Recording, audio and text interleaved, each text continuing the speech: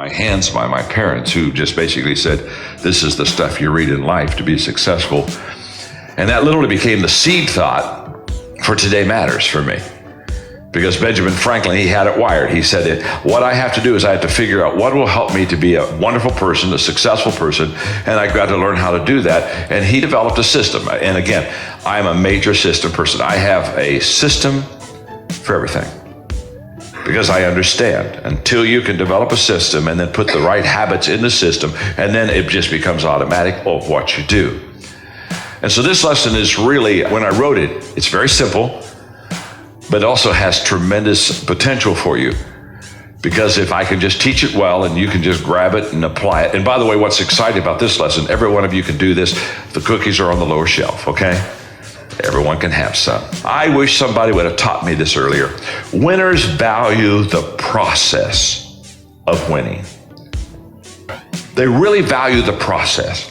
Stay with me in your notes. Losers overvaluate the outcome and underevaluate the process.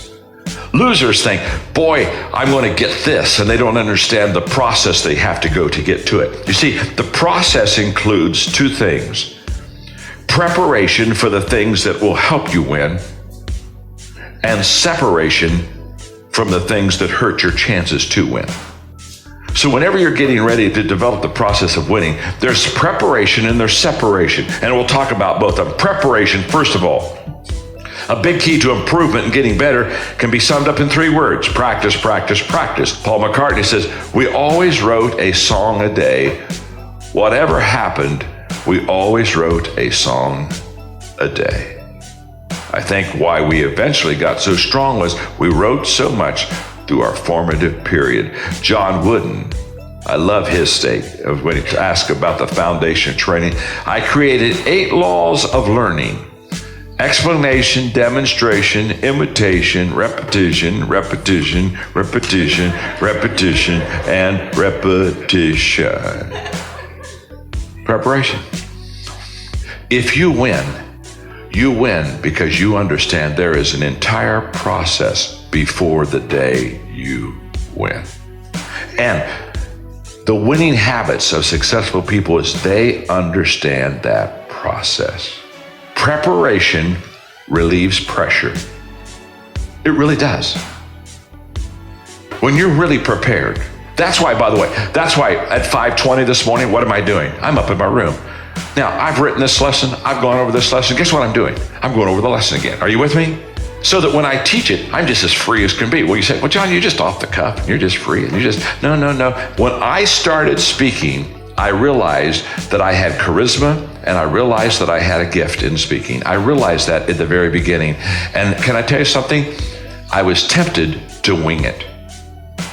I thought, I have the ability to take some scripture, get up, smile at people, tell the story, and away we go, and develop a little chemistry going, and I can wing it. And I can remember in my first 6 months of really preparing lessons, I can remember coming to a crossroad. Am I going to be a wing it speaker? Or am I going to absolutely pay the process and the work and the study? And every time, and that's when I determined to write all my lessons out word for word. All of them. Now, do I need to write a lesson out word for word? No. I'm good. But I still do. Gifts will only take you so far. And what separates the gifted is the preparation of those who go beyond those who are just like gifted. Commitment precedes everything, and resources follow resolve. Always have, always will. And people who say, I wish, and people who say, I will, are worlds apart. Now, that's the preparation part of process, but can I say something? There's a separation part too in the process of winning. It's not only what I do, but it's what I don't do. And to prepare and process correctly, I must pull away from, here we go, what is good to do what is best. You see, every one of us in this room, we're not going to do bad. We're more intelligent than that. Our enemy isn't bad. Our enemy is good. I had somebody yesterday, because I hang with you during breaks, so you come up and ask questions. And I had a person say to me yesterday, they said, John, my biggest challenge is I have so many opportunities.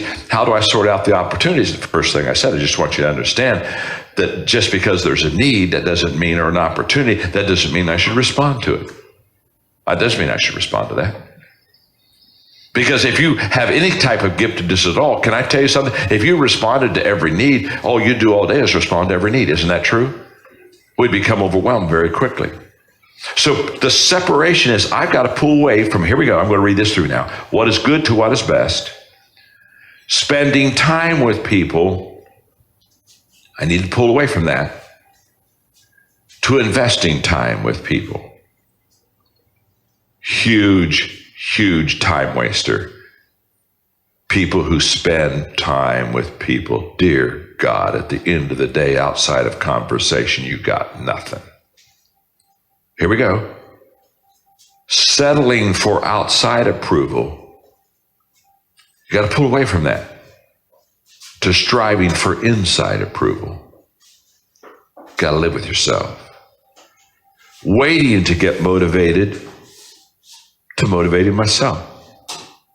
I've got to pull away from occasional high performance to consistent high performance. And by the way, if you can perform occasionally high, you can perform consistently high. Are you with me? If you've been able to do it once, you can do it twice. So what separates people that are in much demand to people that are in some demand? Consistent high performance. Once you become successful, you don't have the privilege to be average again, and you don't have the right to come in mediocre. Separation means you pull away from paying the price someday to paying the price every day. Now, you know that I don't want to retire, but I have told my team that if I start to get lazy in my preparation, to start talking to me, because that's what's going to start to lead to the decline. Are you with me? So I said, you just start talking to me, because once you see me start to live like most people, it's time for me to get out, leave Dodge.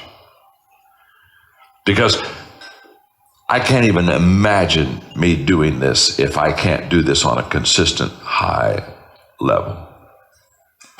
And by the way, if you can perform occasionally high, you can perform consistently high. Are you with me? If you've been able to do it once, you can do it twice. So what separates people that are in much demand to people that are in some demand? Consistent high performance. Once you become successful, you don't have the privilege to be average again, and you don't have the right to come in mediocre. Separation means you pull away from paying the price someday to paying the price every day. Now, you know that I don't want to retire, but I have told my team that if I start to get lazy in my preparation, to start talking to me, because that's what's going to start to lead to the decline. Are you with me?